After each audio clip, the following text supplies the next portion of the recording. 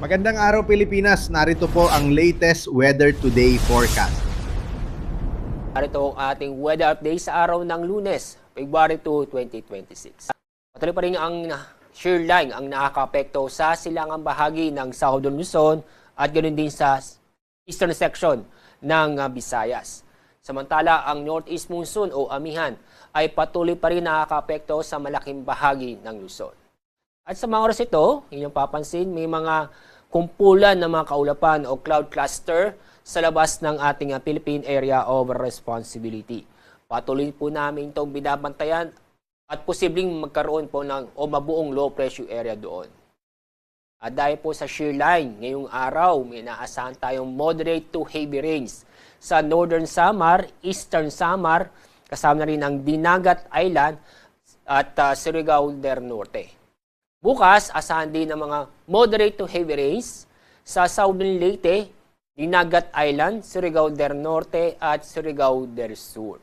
Kaya sa mga kababayan po natin sa mga nabanggit na lugar, ngayon at bukas may inaasahan tayong moderate to heavy rains na posibleng magdulot ng pagbaha o pagguho ng lupa.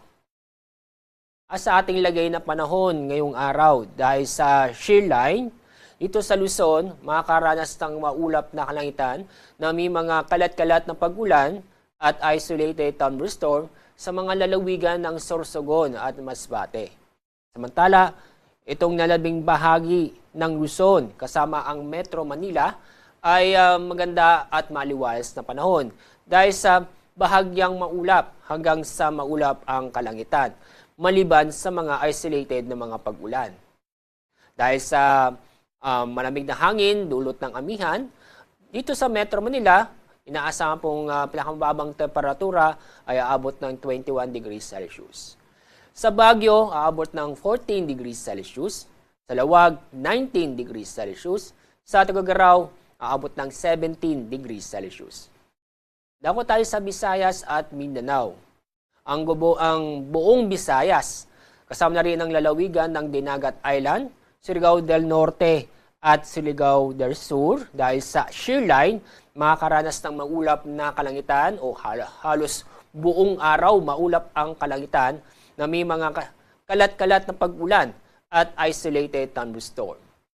Samantala, itong nalabing bahagi ng Mindanao ay bahagyang maulap hanggang sa maulap ang kalangitan na may mga isolated na mga pag-ulan dulot ng thunderstorm. Although wala tayong gale warning, paalala na mag-ingat ang ating mga kababayan o mag-ingat para sa mga kababayan po natin na may balak pumalaot sa ating mga karagatan dahil sa moderate to rough seas sa northern at eastern seaboard ng ating bansa.